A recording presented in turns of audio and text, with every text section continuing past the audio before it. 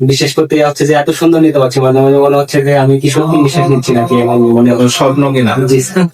এই অসুখটা আমার আইডেন্টিফাই করতে প্রায় 3টা ডাক্তার চেঞ্জ করা লাগছে। অফলাইনে মোটামুটি যারা পরিচিত আছে তাদের কাছে জানার চেষ্টা করি যে ভালো কোন ডাক্তার আছে এবং আধুনিক চিকিৎসা এখন কোন ডাক্তারের কাছ থেকে পাবো।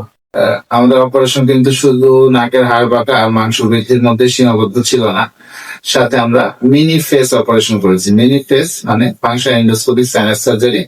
জি, কেমন বোধ করছেন এখন? জি আলহামদুলিল্লাহ স্যার, ভালো। ভালো লাগছে। জি নাকে আগে কি কি সমস্যা হতো আপনার? স্যার, একটু জোরে বলেন। আমার নাক যে পাশে শুতাম রাতে তখন এক পাশে বন্ধ থাকতো, যে পাশে সে পাশে বন্ধ থাকতো, আর নাকে নিঃশ্বাস নিতে খুব সমস্যা হতো। মানে মনে হতো যে না, বুকে আটকা যাচ্ছে নিঃশ্বাসটা, আর প্রচন্ড মাথা ব্যথা থাকতো। সারাদিন মাথা ব্যথা থাকতো, ঘুম থেকে ওঠার পর থেকে সারাদিন প্রচন্ড কষ্ট হচ্ছে। মাথা ভার ভার ব্যথা এগুলো থাকতো না? এগুলো এখন মুক্তি পেয়েছেন? আলহামদুলিল্লাহ এখন অনেক ভালো। আর শ্বাস প্রশ্বাস নিতে খুব সমস্যা হতো, মনে হয় যে নিঃশ্বাস নিতে পারতাম না। তবে এখন নিজেকে মানে বিশেষ করতে হচ্ছে যে এত সুন্দর নিতে পারছি, মাঝে মাঝে মনে হচ্ছে যে আমি কি সত্যি নিঃশ্বাস নিচ্ছি নাকি, এমন মনে হয়। স্বপ্ন কিনা? জি স্যার। আচ্ছা আচ্ছা। যাক, উনি হচ্ছে নাকের সমস্যায় ভুগছিলেন দীর্ঘদিন ধরে। ওনার সমস্যা ছিল ডিএনএস, আর নাকের হাড় বাঁকার সাথে হচ্ছে বাইল্যাটারাল এইচআইটি, মানে দুই দিকে মাংস বৃদ্ধি। তবে এর সাথে আর একটা সমস্যা ছিল এডিশনাল, সেটা হচ্ছে তার রাইট ম্যাক্সিলারি সাইনাস। ওই সাইনাসে একটা রিটেনশন সিস্ট ছিল। এই জন্য কিন্তু আমরা আমাদের অপারেশন কিন্তু শুধু নাকের হাড় বাঁকা আর মাংস বৃদ্ধির মধ্যে সীমাবদ্ধ ছিল না, সাথে আমরা মিনি ফেস অপারেশন করেছি। মিনি ফেস মানে function endoscopy sinus surgery.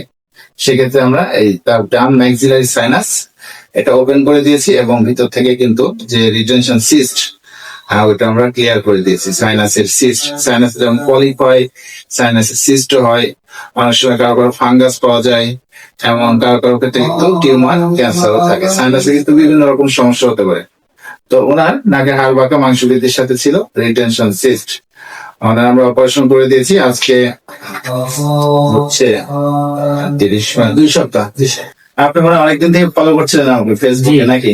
Sir এটা একটু সময় লাগবে আমার বলতে। আমি যখন এভাবে অসুস্থ বোধ করি, এই অসুখটা আমার আইডেন্টিফাই করতে প্রায় 3টা ডাক্তার চেঞ্জ করা লাগছে।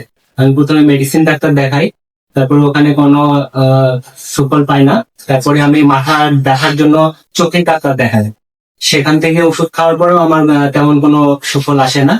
তখন আমি অনলাইনে আধুনিক অপারেশনের ব্যবস্থা কোথায় আছে, আধুনিক চিকিৎসাটা কোথায় আছে, এভাবে খুঁজতে খুঁজতে আমি আপনাকে অনলাইনে পেয়ে যাই। যাওয়ার পরে আমি তো ঘাটাঘাটি করে আমার মনে থেকে একটু মানে ইয়ে আসে যে আমি স্যারের সাথে একটু দেখা করবো, আমার সমস্যা নিয়ে একটু কথা বলবো। তারপরে আমি এসে আপনার সাথে আমি সেটা খুলে বলি। আলহামদুলিল্লাহ এখন আমার অপারেশন পরে আমি ভালো আছি। ঠিক আছে, যাক, আমার ভালো লাগছে আপনার এই সমস্যা একটা সমাধান দিতে পেরে, যে দীর্ঘদিন ধরে ভুগছিলেন।